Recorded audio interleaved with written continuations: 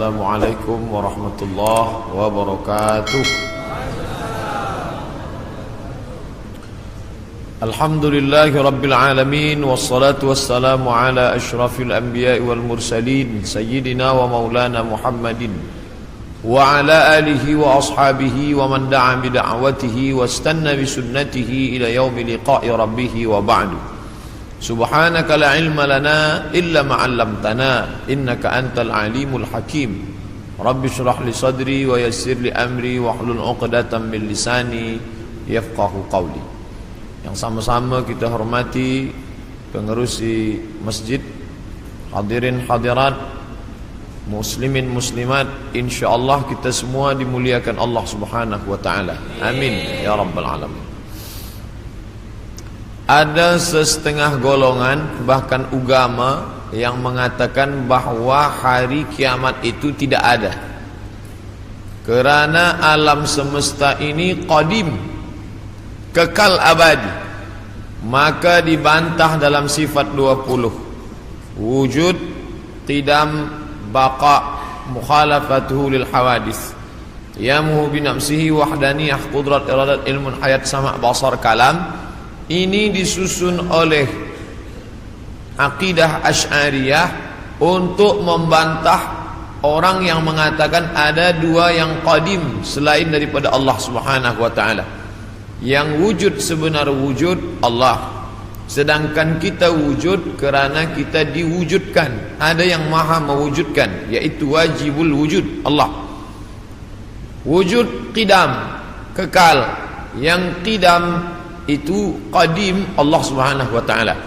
Bila ada orang mengatakan bahawa alam ini qadim, maka syiriklah dia, kerana ada dua yang qadim, Allah dan alam.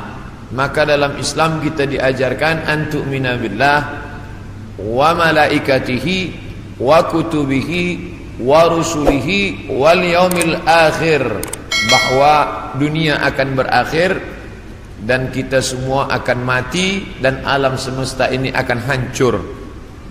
Maka Syekh Muhammad Abduh memulai tafsir Al-Manar tidak dari Al-Fatihah, tapi daripada juzuk 30 amma yatasaalun. Sebab juzuk 30 itu banyak bercerita tentang hari kiamat. Maknanya kalau orang diajak bercerita tentang awal Al-Baqarah, dia bercerita tentang alladzina yuqimunas shalah wa yu'tunaz zakah wa yunfiquna mimma. Ini semua cerita tentang ibadah. Bagaimana mungkin orang bercerita paham ingin beribadah kalau dia menyangka bahwa alam ini kekal dan abadi? Oleh sebab itu dalam Islam diajarkan bahwa alam ini akan binasa. Definisi makna alam, ma siwallah, semua yang selain daripada Allah alam. Saya puan tuan alam semesta, ma siwallah, maka semua akan binasa. Yang kekal abadi hanya Allah Subhanahu wa taala. Bila ada orang mengatakan alam ini kekal, maka bagaimana dengan dosa? Sedangkan kita berpahaman bila saya mati, bila saya ada dosa, maka saya akan diadili di mahkamah Allah Subhanahu wa taala. Selepas itu ada surga, ada neraka. Sedangkan mereka yang berpahaman bahwa alam ini tidak binasa, maka roh itu masuk dari satu tubuh ke tubuh yang lain. Roh saya keluar masuk ke tubuh yang lain. Boleh masuk ke tubuh manusia, jasad manusia, boleh pula jasad haiwan yang dikenali dengan reinkarnasi. Masuk roh dia ke tempat yang lain. Ini di antara pahaman yang meyakini bahwa alam ini tidak berakhir. Maka ada tiga agama yang disebut samawi, sama langit, walaupun sudah mengalami perubahan, tapi ada persamaan kita dengan mereka. Sama-sama percaya Allah, sama-sama percaya ada Rasul Nabi utusan Allah, dan sama-sama bahwa dunia akan kiamat, maka datanglah hari akhirat. Islam, Yahudi, Nasrani. Maka mereka disebut dengan samawi kerana ada 3 titik persamaan. Maka bila kita buka Quran juzuk 30 bercerita tentang alam akan berakhir. A'udzubillahi minasyaitonirrajim. Idzas samaa'u fatarat, ketika langit terbelah. Sekarang ada isu global warming, panas. Mengapa panas dunia ini? Mereka berkata bahawa lapisan yang melindungi kita di atas ozon mengalami penipisan atau bocor. Tapi yang terjadi, kata Allah SWT, idzas samaa'u fatarat, langit terbelah. Sekarang bila ada batu besar yang akan menimpa kita dari luar, dia tidak akan mungkin sampai ke Kuala Lumpur, sebab dia akan habis kerana ada lapisan yang dibangun Allah, yang dibina. Dalam Al-Quran dikatakan wa banaina fawqakum sab'an shidada, kami bina di atas itu, ada fawqakum di atas kamu, sab'an 7 lapis, shidada binaan yang kokoh dan kuat. Itulah mengapa kita sampai hari ini aman, tidak ada yang mengganggu dari atas. Dari bawah pula Allah berfirman dalam surat An-Naba juzuk 30 surah yang pertama, wal jibala autada, wal jibal bukit-bukit, autada sebagai pasak. Bila tiang khemah tidak mungkin tumbang kerana ada pasak, maka bumi ini pun sama dengan kain yang menutup meja. Inilah kerak bumi bagian atas, dia menutup meja. Sebenarnya dia bergerak. Mengapa dia tidak bergerak? Kerana ada paku-paku yang membuat dia terhunjam ke dalam, sehingga dia tidak bergerak liar. Maka paku itu adalah wal jibala autada, bukit-bukit sebagai pakunya.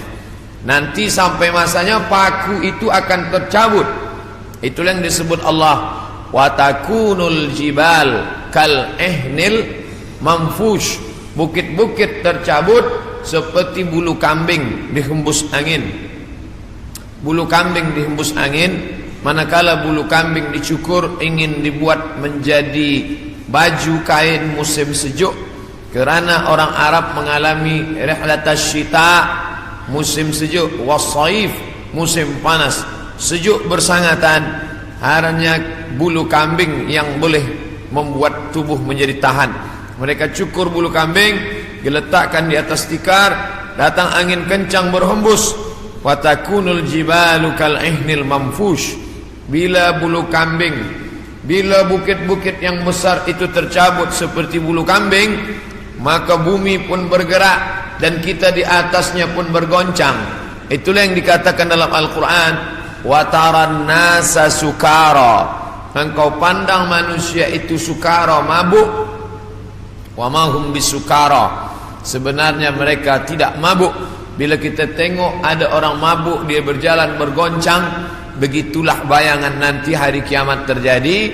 Wa taran nasa sukara, engkau lihat mereka mabuk. Wa ma hum bisukara, sebenarnya bukan mereka itu mabuk. Walakinna azaballahi syadid, tapi azab Allah amat sangat keras, sehingga seakan-akan mereka mabuk. Kerana bumi bergoncang, daun-daun bertiup, dan pokok-pokok kayu tumbang. Idzas sama'u fatarat wa idzal kawakibun tasarat, apa yang ada bintang gemintang seperti tasbih yang diputus, maka berjatuhanlah dia. Wa idzal biharu fujirat, 13 tahun yang lampau tsunami menyerang Aceh, meninggal lebih 200.000 orang. Itu baru satu pantai yang naik ke atas.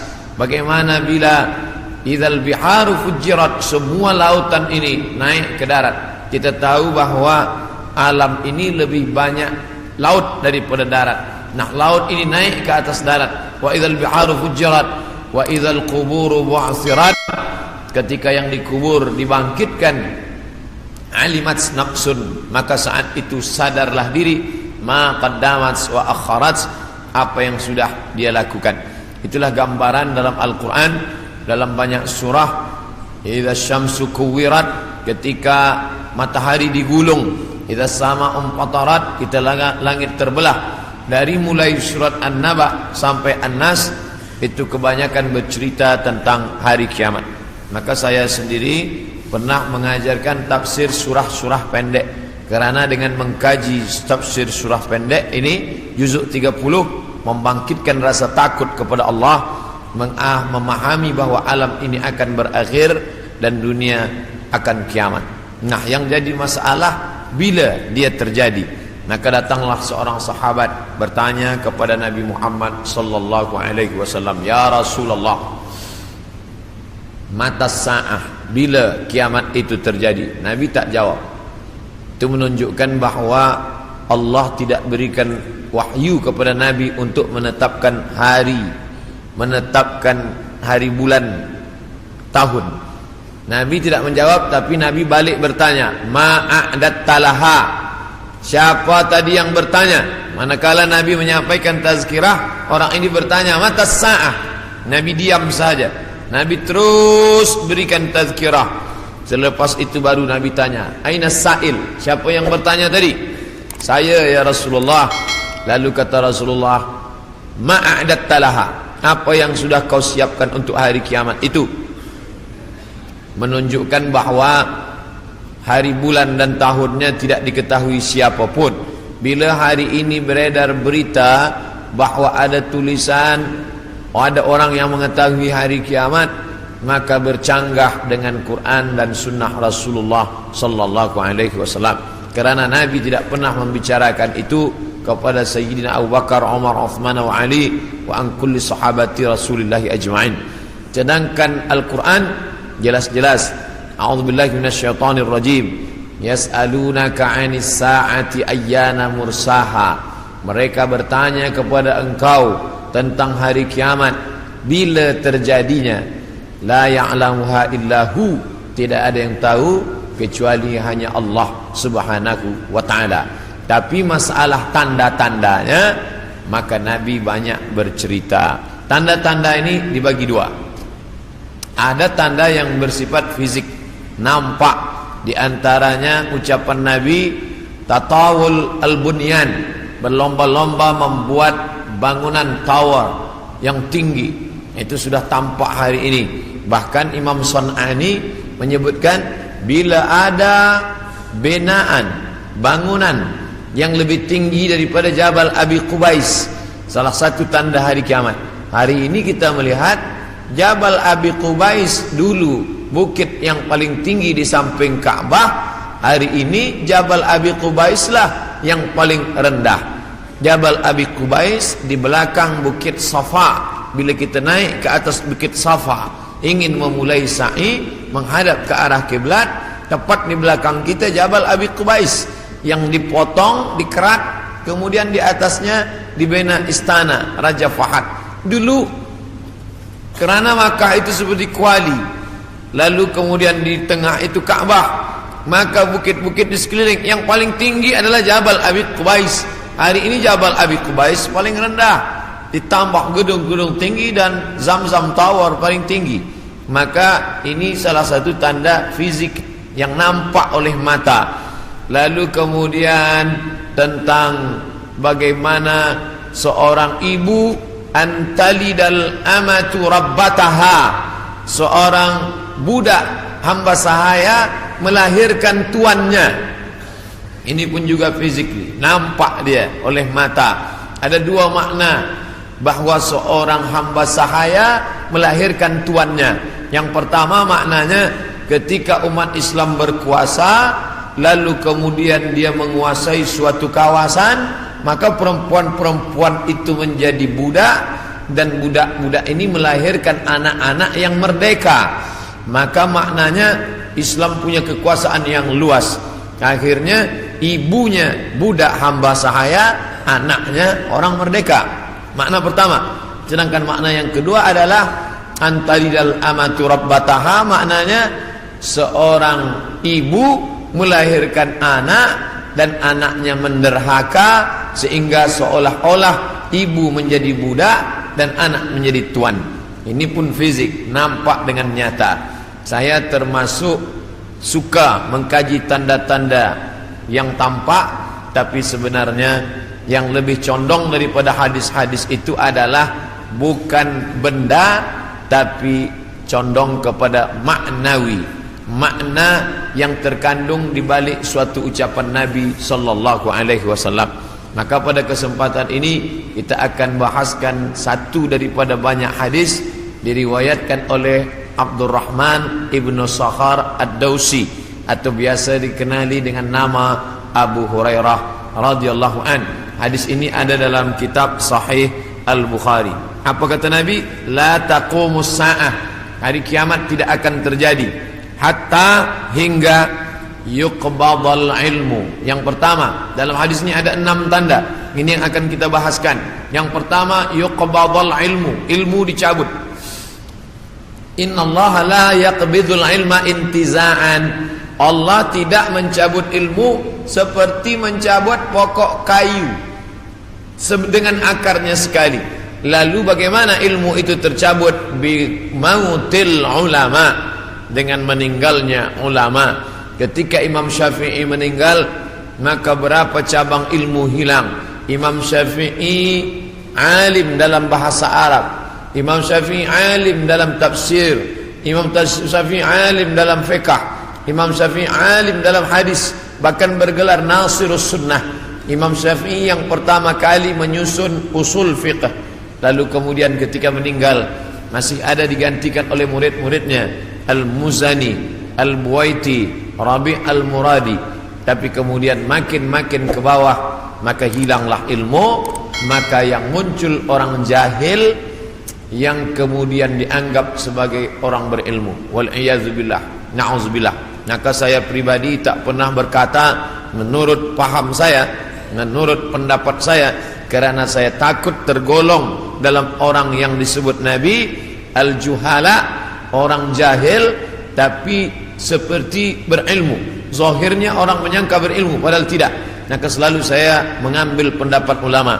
Menurut pendapat Imam Syafi'i, menurut pendapat Imam An-Nawawi, menurut pendapat Ibnu Hajar Al-Asqalani, menurut Imam Az-Zahabi, menurut Imam Jalaluddin Abdul Rahman As-Suyuti, untuk menyelamatkan diri daripada juhala. Na'udzubillah. Maka nanti kata Nabi SAW, sebelum hari kiamat bermunculanlah juhala karena pandai berbicara, karena berpakaian ulama. Al-juhala yalbisuna libasal ulama, orang jahil tapi memakai pakaian ulama, pandai berbicara, lalu orang menyangka dia alim, padahal dia tak lebih daripada orang dhalla wa adalla, sesat dan menyesatkan. Sebenarnya kiamatnya sudah terjadi pada isinya, tapi alamnya belum kiamat besar. Maka kata ucapan Nabi SAW dalam suatu hadis, idza wussidal amru ila ghairi ahlihi, bila diberikan suatu perkara bukan kepada ahlinya, bukan kepada orang yang faham, fantaziris sa'ah, maka tunggulah kiamat. Makna kiamat di situ bukan kiamat alam semesta, tapi kiamat isinya. Bila pembinaan masjid ini diberikan kepada orang yang tidak pakar, tidak memiliki kepakaran pada bidang itu, fantaziris sa'ah, maka tunggulah sa'ah, kiamat, hari kiamat. Makna kiamat di situ bukanlah kiamat alamnya, tapi isinya sudah kiamat. Begitu juga dengan ucapan Nabi tentang masalah idza waqa'a ala ahadikumul qiyamah, bila terjadi kiamat pada salah seorang kamu, wa fi yadihi fasilah, di tangannya ada anak korma, fal yaghrisha, tanamlah, karena dia akan menanam itu, lalu kemudian dia mati. Bagaimana mungkin kiamat terjadi pada satu orang? Maka makna kiamat dalam hadis ini alamnya tidak kiamat, tapi orang itu mengalami kiamat, maknanya mati dia. Na'udzubillah. Oleh sebab itu maka bahwa kiamat sudah terjadi pada isinya, ya, kerana banyaknya orang jahil. Oleh sebab itu alhamdulillah kita di Malaysia masih ada para ulama, masih ada para mufti, masih ada para habaib. Maka kita datang ke majlis-majlis mereka, hindari majlis-majlis orang-orang jahil yang tidak diketahui sanad ilmunya, yang tidak diketahui dapat dari mana, bahkan mendakwah mendapat dari mimpi. Langsung berjumpa dengan Syekh Abdul Qadir Al-Jilani, langsung saja terus mendapatkan zikir talqin, dari Rasulullah sallallahu alaihi wasallam tanpa bersanad, tanpa berguru. Padahal para imam mengajarkan kita ada namanya sanad. Al-isnad minad din. Sanad itu bahagian dari agama. Laulal isnad, kalaulah bukan kerana sanad, laqala man syaa ma syaa, maka orang mudah saja berkata sesuai kehendak hawa nafsunya. Begitu kata Imam Abdullah ibn al-Mubarak, salah seorang ulama hadis yang amat sangat tinggi ilmunya. Maka Imam Bukhari bersanad sampai ke Nabi Muhammad sallallahu alaihi wasallam. Imam Bukhari mendapatkan hadis itu dari gurunya, namanya Abdullah ibnu Maslamah. Abdullah ibnu Maslamah mendapatkan dari gurunya, namanya Malik bin Anas. Malik bin Anas mendapatkan dari gurunya, namanya Abu Zinad. Abu Zinad mendapatkan dari gurunya, namanya Al-A'raj. Al-A'raj mendapatkan dari gurunya, namanya Abu Hurairah. Abu Hurairah mendapatkan dari gurunya, namanya Sayyidina wa Maulana Muhammad sallallahu alaihi wasallam. Dan di antara sanad itu mesti diteliti pula, orang ini mestilah adil. Makna adil menjauhi dosa besar, menghindari dosa kecil. Lawan daripada kata adil adalah fasik. Wallahu la yahdil qaumal fasiqin. Allah tak berikan hidayah kepada orang yang fasik. Adapun orang yang adil tapi dia tidak dhabit, tidak kuat ingatannya, maka dia juga tidak layak diambil ilmu daripadanya. Oleh sebab itu apa kata Imam Malik bin Anas, guru Imam Syafi'i, makamnya di Baqi di samping Masjid Nabawi, meninggal tahun 179 Hijrah. Aku berjumpa dengan 70 orang di dalam masjid ini, maksudnya Masjid Nabawi di Madinah. Andai aku minta satu di antara mereka berdoa, maka turun hujan, saking makbulnya doa mereka. Tapi tidak aku ambil hadis satu pun dari ke-70 orang itu. 70 orang zuhud, ahli ibadah, abid, banyak ibadahnya, kabul doanya. Andai ku minta satu orang berdoa, turun hujan, begitulah kabulnya. Tapi aku tidak mengambil ilmu dari mereka karena tidak dhabit, kuat ingatannya. Begitulah ulama menapis supaya jangan sampai mengambil ilmu daripada orang jahil. Karena di antara tanda kiamat adalah yuqbadal ilmu, bahwa ilmu dicabut Allah subhanahu wa ta'ala. Maka bila kita masih ada kajian-kajian khas tafsir, khas fiqh, khas usul fiqh, khas hadis, maka kita hadir, kita dengarkan, kita fahami, kita rakamkan, kita share, maka dia bagian dari dakwah. Tapi bila itu sudah tampak banyak menebar, sebenarnya salah satu daripada tanda hari kiamat. Yang kedua, wa taksuruz zalazil, banyak terjadi zalazil. Zilzal, gempa. Zalazil, gempa. Maka kita lihat idza zulzilatil ardu zilzalaha, bila sudah digoncangkan bumi itu, wa akhrajatil ardu asqalaha, dan dia menggoncangkan lalu keluarlah isi yang ada di dalamnya. Dulu terjadi juga gempa, faj'alna 'aliyaha safilaha, kami jadikan bagian dalam naik ke atas, bagian atas turun ke bawah. Amtarna 'alaihim, kami hujani mereka, bihijaratin, dengan batu, min sijilin mandud, dari tanah liat yang terbakar. Sudah lama terjadi, tapi hari ini terjadi lebih banyak lagi di banyak-banyak tempat. Bahkan gempa tak lagi terhitung. Hari ini terjadi di sini, hari ini terjadi di sini. Ini menunjukkan bahwa salah satu dari tanda-tanda itu sudah muncul mengingatkan kita. Apakah dengan terjadinya ini lalu kita stres, setelah ini lalu kita tidak beraktiviti, lalu setelah ini kita tidak lagi beramal? Bukan begitu makna memahami tajuk kajian kita ini. Dengan memahami tanda hari kiamat, bukan menyuruh kita berhenti bekerja, bukan menjadikan kita menjadi tidak bersemangat untuk mencari nafkah, malah judul tajuk kita siang ini membuat kita semakin bersemangat untuk beramal soleh, karena kita akan tetap mati menghadap Allah. Maka yang dibawa serta adalah amal-amal. Makanya dalam sebuah ungkapan, bukan hadis Nabi, i'mal lidunyaka, beramallah untuk duniamu, ka'annaka ta'ishu abada, seakan-akan kau hidup untuk selamanya. Wa amal li akhiratika, beramallah untuk akhiratmu, ka'annaka tamutu ghada, seakan-akan kau mati besok. Maka siang ini kita salat zuhur pukul 1:30, maka seakan-akan inilah zuhur yang terakhir. Saya akan sampaikan tazkirah ini dalam 60 menit. Selepas itu kita akan buka soalan, kita akan jawab masalah-masalah yang ditanyakan terkait dengan tajuk kita sebahagian besarnya. Maka selepas mengkaji tajuk tanda-tanda hari kiamat, bukan membuat kita lalu berhenti beramal, tapi membuat kita makin bersemangat beramal.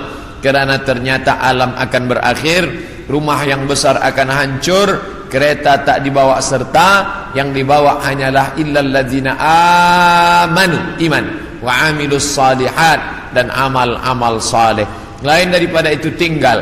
Maka bagi sesiapa saja yang ikut tajuk kajian kita ini, selepas ini bertambah amalnya, bertambah khusyuknya, bertambah takutnya, itulah orang yang berhasil. Adapun selepas ini tak ada perubahan apa-apa, biasa sahaja, maka termasuk orang-orang yang mubadzir. Innal mubadzirina kanu ikhwanas syayatin. Orang yang mubadzir adalah ikhwan, saudara-saudara syaitan.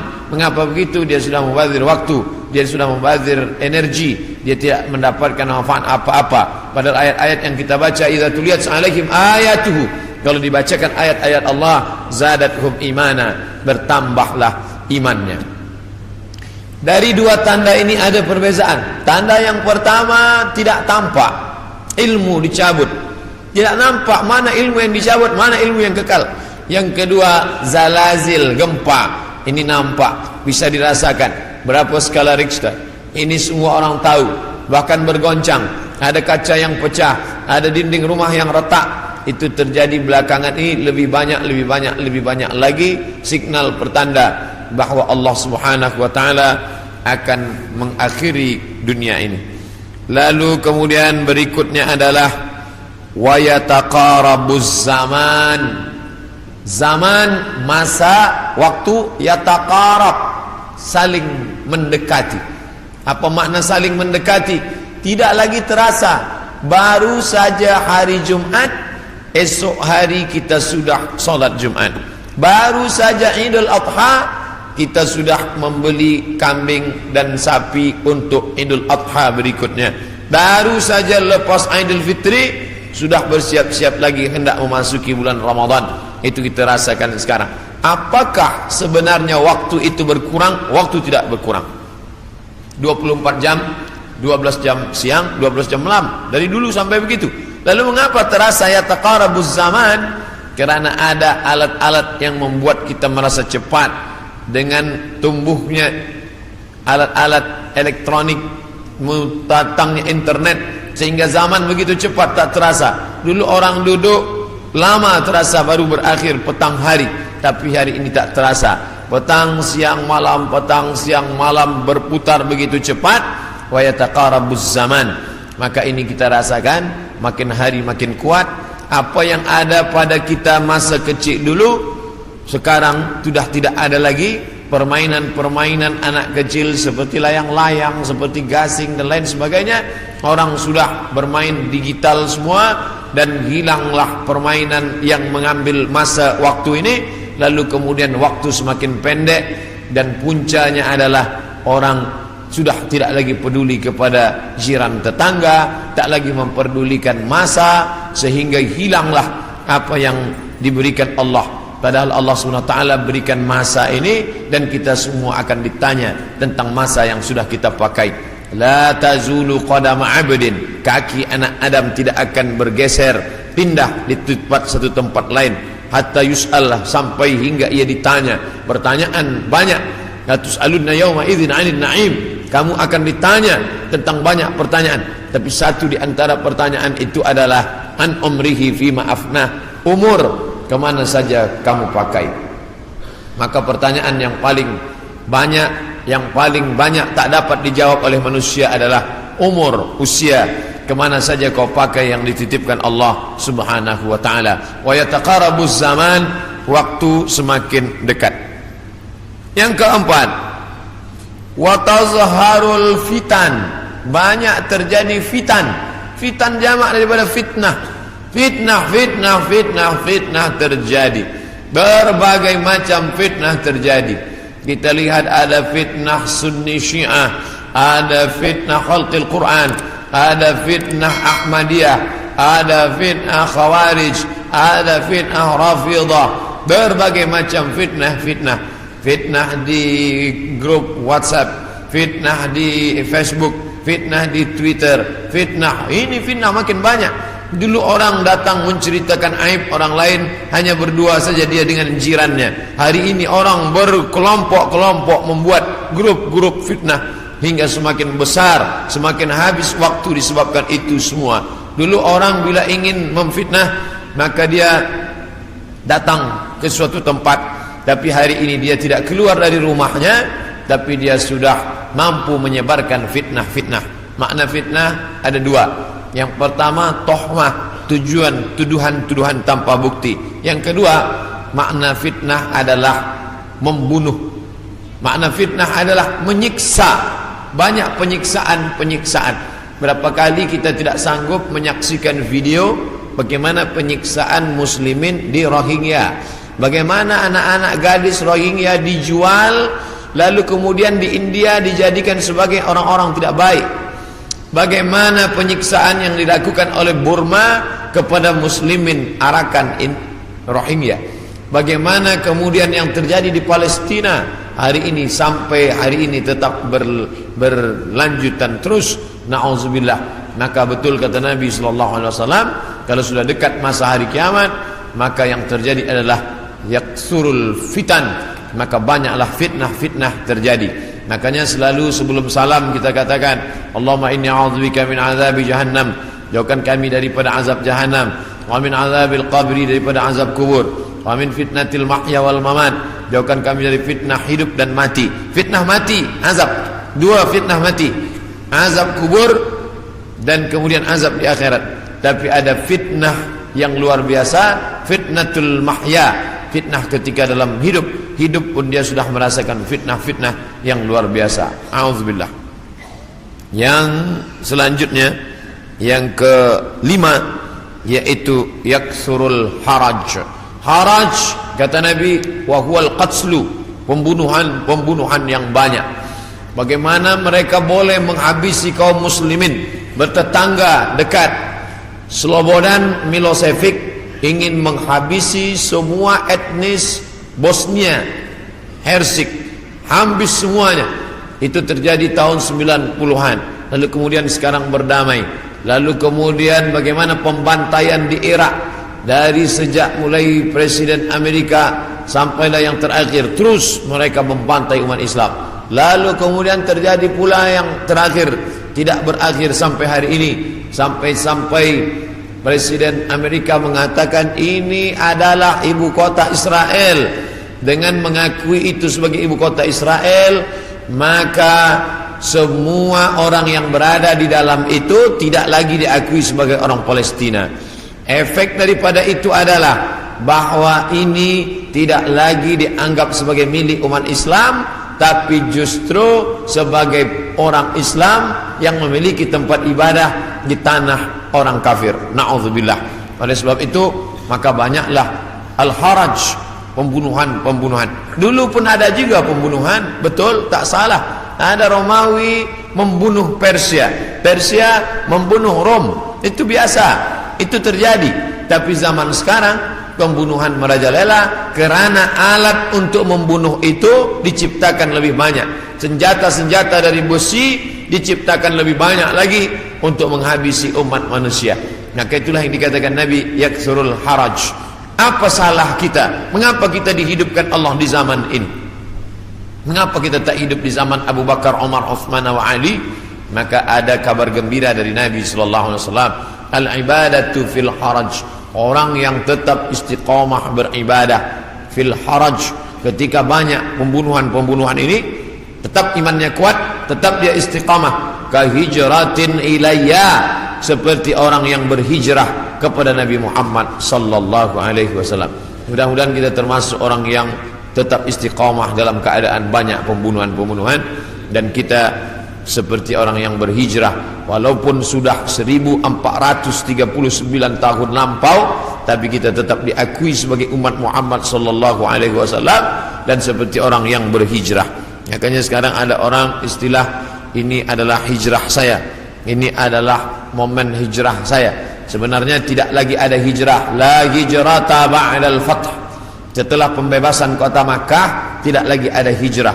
Yang dimaksud hijrah adalah pindah dari batil kepada hak, pindah dari syirik kepada tauhid, pindah dari jahil kepada ilmu. Itulah makna daripada hijrah. Kemudian yang keenam, hatta yaksura fikumul mal fayafidhu. Banyak orang yang melimpah ruah hartanya sampai yafidhu, seperti air yang penuh tumpah. Banyak orang-orang kaya. Dulu orang hanya kaya tapi masih ada batasnya. Sekarang ada orang yang amat sangat kaya tanpa batas, tapi tidak tahu lagi dia mau dibuat kemana kekayaan ini. Dan itu terjadi hari ini. Dulu orang kaya kerana dia berniaga, bekerja. Ada orang kaya karena dia menjual emas. Ada orang kaya karena dia beternak sapi kambing. Ada orang kaya karena dia membuat kolam ikan. Artinya dia bekerja, keluar peluh keringatnya baru dia kaya. Hari ini ada orang yang duduk-duduk saja tapi kekayaannya amat sangat melimpah ruah. Maka apa yang dikatakan Nabi SAW terwujud hari ini, menunjukkan hari kiamat itu hampir saja terjadi. Bahkan ketika Isra Mi'raj pun Nabi melihat ada seorang perempuan tua yang melambaikan tangannya memanggil. Lalu Nabi bertanya kepada Jibril alaihissalam, siapa itu Jibril? Jibril menjawab, itulah dunia yang sudah tua. Walaupun sudah tua dia tetap berhias kerana dia tak ingin tua. Dunia dengan usianya yang tua, hampir kiamat, dia tetap berhias dengan perhiasan-perhiasan harta benda, dengan binaan-binaan yang besar. Tapi sebenarnya dia semakin tua, dan sampai masanya terjadilah apa yang dikatakan Allah Subhanahu wa taala, hancur semuanya, berkeping tak bermakna sama sekali. Maka ini salah satu tanda yang dikatakan Nabi sallallahu alaihi wasallam. Kemudian hadis berikutnya disebutkan juga dalam Sahih Al-Bukhari. Apa kata Nabi sallallahu alaihi wasallam? Kutip dari Abu Hurairah, la taqumus saah, tidak terjadi hari kiamat hatta yanzila fikum ibnu Maryam, sampai datang anak Maryam. Yang dimaksud dengan anak Maryam adalah Nabi Isa alaihissalam, hakaman muqsitan, sebagai seorang hakim yang adil. Mungkin keadilan susah didapatkan dari manusia yang condong kepada harta dan hawa nafsu, tapi kerana dia seorang nabi, bukankah dia sudah mati, meninggal dunia? Barrafa'ullah wa ma qataluhu, mereka tidak berhasil membunuhnya. Wa ma salabuhu, mereka tidak berhasil menyalibnya. Walakin syubbiha lahum, ada orang lain yang diserupakan wajahnya dengan Isa. Dialah Yudas Iskariot, dialah Yahuza, yang kemudian ditangkap oleh tentera daripada Yahudi yang benci akan Isa, dan mereka menyalibnya di tiang Golgota, dan mereka mengatakan inilah dia. Maka kata Allah, wa ma qataluhu yaqina, mereka tidak yakin seyakin-yakinnya tentang itu. Sampai akhirnya pada tahun 324 terjadilah konsili, pertemuan ijma' pertemuan seluruh pendeta-pendeta, dan mereka berhasil menyepakati di sebuah kota bernama Nisea.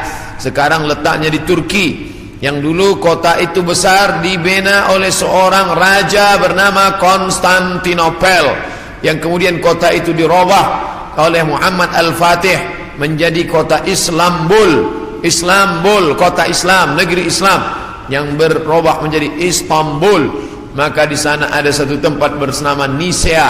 Di Nisea inilah mereka bersepakat bahwa Isa adalah anak Tuhan bagian, padahal itu tidak ada disebutkan dalam Injil, tidak ada dalam wahyu Allah Subhanahu wa taala. Yu'arrifunal kalima amma wadhihi, mereka merubah-rubah kalimat yang ada dalam kitab suci sesuai dengan kemauan kehendak hawa nafsu mereka. Maka mereka tidak berhasil membunuhnya.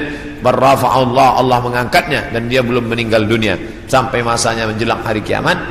Nabi Muhammad SAW bercerita bahwa Nabi Isa ini akan turun menjadi pemimpin yang adil. Apakah dia membawa syariat baru lalu menasakh syariat Muhammad sallallahu alaihi wasallam? Tidak. Dia menghidupkan lagi sunnah-sunnah Rasulullah sallallahu alaihi wasallam. Dia menjadi imam di masjid, dia mengajak orang salat berjamaah, dia tetap menegakkan syariat Muhammad. Dia tidak menasakh apapun kerana dia datang sesudah Nabi Muhammad, maka dia sendiri pun ikut syariat Nabi Muhammad sallallahu alaihi wasallam. Dia tidak hanya sebagai seorang ulama, dia tidak hanya sebagai orang yang faham agama, tapi dia menjadi hakaman muqsitan, sebagai pemimpin yang adil yang akan memimpin dunia. Bila ini terjadi, maka hari kiamat akan segera tiba. Ini termasuk tanda yang fisik, yang nampak, yang orangnya langsung. Tempat turunnya disebutkan di sebuah masjid bermenara warna putih di Damaskus, Syam. Maka di antara doa Nabi sallallahu alaihi wasallam, Allahumma barik lana fi Syamina, Allahumma barik lana fi Syamina. Ya Allah, berikanlah berkah di negeri Syam. Negeri Syam disebut negeri yang penuh dengan barakah. Subhanalladzi asra bi 'abdihi lailan minal masjidil haram ilal masjidil aqsa alladzi barakna haulahu. Kami berkahi tempat itu linuriyahu min ayatina, karena kami ingin menunjukkan ayat-ayat kami kepada orang yang tidak percaya kepada ayat-ayat. Bahwa Nabi Isa datang tidak membawa syariat baru, tapi dia membatalkan syariat yang sudah dirubah oleh para pendeta. Di antaranya mereka mengatakan bahwa Nabi Isa meninggal dunia tergantung di pelang salib, maka dibantah. Fayaksirus salib, dia menghancurkan salib. Salib bahasa Arab, salib bahasa kita, palang salib. Maka Nabi Isa datang menghancurkan salib. Ini menunjukkan bahwa akidah salib itu batil, tidak dibenarkan. Karena andai dia benar, pasti Nabi Isa melanjutkannya. Yang menghancurkannya Nabi Isa sendiri. Yang mengatakan itu patung dia, maka itu dibantah oleh Al-Quran. Wa ma qataluhu, mereka tidak membunuhnya. Wa ma salabuhu, mereka tidak menyalibnya. Walakin syubbiha lahum, ada orang lain yang diserupakan dengannya.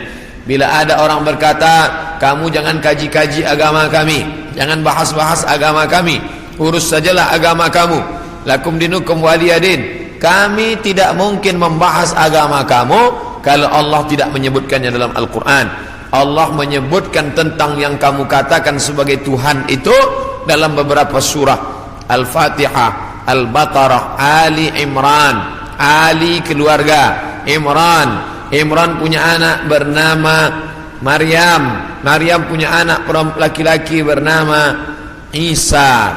Dan Imran punya istri bernama Hannah. Hannah punya saudari perempuan, melahirkan anak laki-laki bernama Yahya. Dan Yahya punya ayah bernama Zakaria. Maka inilah keluarga yang kecil. Ada Imran, ada Hannah, ada adik Hannah, adik yang melahirkan Yahya, nama suaminya Zakaria. Dan Hannah melahirkan anak perempuan bersama Maryam. Dan Maryam punya anak laki-laki bernama Isa alaihissalam. Ini keluarga orang baik-baik, ini keluarga orang yang saleh, dan mereka itu tidak pernah mengaku dirinya Tuhan. Mal Masih ibnu Maryam illa rasul. Al-Masih tak lain tak bukan hanyalah seorang rasul. Qad khalas min qablihi rusul, yang sebelumnya sudah ada rasul-rasul. Adam, Idris, Nuh, Salih, Ilyas, Ilyasa, Zakaria, Musa, Yahya, Zulkifli, Daud, Sulaiman, Ayyub, semuanya meninggal dunia. Maka Nabi Isa alaihissalam pun juga akan meninggal. Hanya saja dia meninggal tidak seperti Nabi yang lain, hidupnya habis berakhir. Nabi Isa akan datang sekali lagi dan dia akan menghancurkan salib-salib. Berikutnya, wa yaqtulul khinzir, dia akan membunuh babi. Apa makna membunuh babi? Kerana mereka menghalalkan babi, seakan-akan babi itu halal, padahal Nabi Isa tidak makan babi. Lalu siapa yang merubah ajaran Isa sehingga mereka menghalalkan babi? Maka yang merubah adalah Paulus. Kata Paulus, sejak Isa disalib menembus dosa manusia, maka semua binatang menjadi halal. Begitu juga dengan khitan. Nabi Ibrahim berkhitan, turun kepada Nabi Musa berkhitan, turun kepada Nabi Isa berkhitan. Tapi dispesongkan, diselewengkan oleh Paulus Paulus yang bernama Saul tidak pernah belajar kepada Isa, tapi lalu kemudian mengaku diangkat sebagai rasul oleh Isa, maka disebut namanya dengan Rasul Paulus. Maka ini dibantah oleh Al-Quran sama sekali. Maka Ibrahimu Yahudian, Ibrahim bukan Yahudi, wala Nasranian, Ibrahim bukan Nasrani, walakin syubbiha lahum, walakin kana hanifan musliman, dia seorang muslim, hanifan, condong kepada kebenaran, musliman, muslim, wa ma kana minal musyrikin, dia tidak mempersekutukan Allah Subhanahu wa taala. Sedangkan Yahudi dan Nasrani mempersekutukan Allah. Yahudi mempersekutukan Allah dengan Uzair. Wa qalatil yahudu Uzairun ibnullah, orang Yahudi berkata Uzair anak Allah. Sedangkan Nasrani mempersekutukan Allah dengan Yesus, dengan Isa. Wa qala an-nasara al-masih ibnullah, Nasrani berkata Al-Masih anak Allah. Maka Al-Quran membantah. Bila ada orang mengatakan jangan kaji-kaji tentang agama orang lain, kita tidak mengkaji agama orang lain, kita sedang mengkaji Al-Quran, kitab suci kita yang bercerita tentang penyelewengan ajaran Nabi Isa alaihissalam. Ini mesti diluruskan, karena yang kita kaji adalah Al-Quran dan Sunnah Nabi Muhammad sallallahu alaihi wasallam. Wa yada'ul jizyah, Nabi membatalkan jizyah, upeti, pajak yang sebelumnya diterapkan oleh Raja Romawi dan Persia. Mereka hidup dengan cawan-cawan emas, pakaian sutra, tempat tidur yang tebal, dengan banyak-banyak pasangan, dengan istana yang megah. Padahal dari cukai, dari pajak yang dikutip dari setiap masyarakat. Maka datanglah Nabi Isa alaihissalam membantah itu semua perbuatan yang batil, bahwa itu perbuatan zalim, menganiaya orang susah. Maka dia menghapuskan itu, wa yada'ul jizyah wa yafidul mala hatta la yaqbaluhu ahadun, dan kemudian dia membagikan harta sampai tidak ada satupun yang mau menerimanya. Apa makna dia membagi harta tak ada orang mau menerima? Karena orang sudah merasa cukup, tidak lagi merasa perlu banyak. Karena masalah harta ini tidak ada batasnya.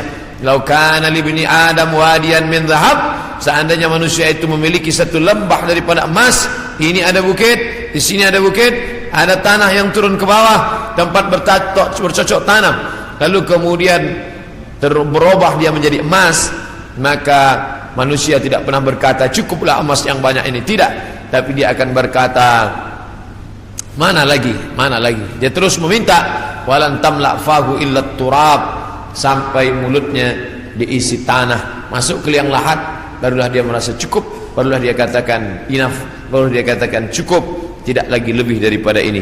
Maka oleh sebab itu ketika Nabi Isa alaihissalam membagikan harta, ini harta, dia katakan tidak, kami tidak mau menerimanya, karena kami tidak ingin mati membawa harta, tapi kami ingin mati membawa amal yang saleh. Kita lanjutkan. Yang terakhir, hadis masih dari Abu Hurairah radhiyallahu anhu, kitabnya Sahih Bukhari. La taqumus sa'ah, tidak akan terjadi hari kiamat, hatta tuqatilul yahud, sampai kalian memerangi orang Yahudi, hatta yaqulul hajar, sampai batu berkata, batu besar tempat orang bersembunyi dari serangan musuh, batu itu berkata, apa kata batu itu? Hadza Yahudi ya Muslim, hadza Yahudi ya Muslim, hai tentara Muslim, hadza Yahudi warai, ini di belakangku ini ada seorang Yahudi, faqtulhu, bunuhlah dia, faqtulhu, bunuhlah dia. Ada satu yang tidak membela umat Islam, dan itu adalah syajaratul gharqad, pohon gharqad, pohon yang batangnya tunggal ke atas, tidak terlalu banyak cabang, dan dia daunnya panjang-panjang. Masih ada sekarang, mereka tanam banyak-banyak. Ini membuktikan sabda Nabi SAW benar, tidak salah sedikit pun. 1439 tahun yang lalu Nabi katakan, hari ini terbukti mereka menanam tanaman gharqad sebanyak-banyaknya. Tahun 1999 saya sampai di satu kota. Kota ini dibagi dua karena perjanjian Camp David. Sebelah diambil oleh Mesir, sebelah dijajah oleh Israel. Tampaklah tentara-tentara berjaga di perbatasan. Maka Rafah, nama kota tersebut Rafah. Maka kita bisa melihat menghijau, sementara yang di Mesir ini menguning gurun pasir. sedangkan yang di sana menghijau. Kenapa hijau? Mereka tanam pohon gharqad. Nabi sudah mengatakan itu 14 abad yang lalu, bahwa mereka akan bersembunyi di balik pohon gharqad. Subhanallah, Masya Allah, Tabarakallah. Mereka bersembunyi di belakang batu-batu, berkata, ya Muslim, hai tentara Muslim, ada Yahudi di belakangmu, ini di belakangku ada Yahudi, faktulu, bunuhlah dia. Oleh sebab itu maka ini hadis mukjizat Nabi SAW luar biasa. Andai orang Yahudi itu musnah, seperti musnahnya kaum Ad, kaum Thamud, kaum Madian, kaum Iram, kaum Fir'aun, musnah. Tapi Yahudi tidak musnah, dia tetap kekal sampai hari ini, sampai terwujudnya janji Nabi Muhammad bahwa tidak akan terjadi hari kiamat sampai kamu memerangi Yahudi. Yahudi di dunia ini jumlahnya hanya 12 juta, hanya 16 juta saja. 6 juta di Palestina, menjajah Palestina, yang 5 juta di Amerika, sisanya yang 10 bertebaran di atas muka dunia. Ada Yahudi Rusia, ada Yahudi Arab Maghribi, Maroko, ada beberapa Yahudi di Maghribi, karena ketika itu raja daripada Spain mengusir seluruh pendatang dan larilah mereka ke negeri Islam. Ini menunjukkan Yahudi antara tiga, dia tidak dapat diterima oleh Nasrani, tapi dia bisa diterima oleh Islam. Islam menerima mereka, marhaba ahlan wa sahlan, sampai mereka punya negeri, bercucu, bersahabat, berkawan dengan kaum muslimin yang ada di Maghribi, kerana mereka diusir dari Andalusia. Padahal mereka dekat dengan Andalusia, dekat dengan Kristian, dekat dengan Nasrani, tapi mereka justru lebih nyaman, lebih dekat berkawan dengan orang Islam, karena Muslim itu wa ma arsalnaka illa rahmatan lil alamin. Apapun yang terjadi, kita tetap siap siaga. Mau kiamat terjadi hari ini, besok, pagi, petang, kita tetap beriman dan beramal soleh. Maka saya tidak menjelaskan secara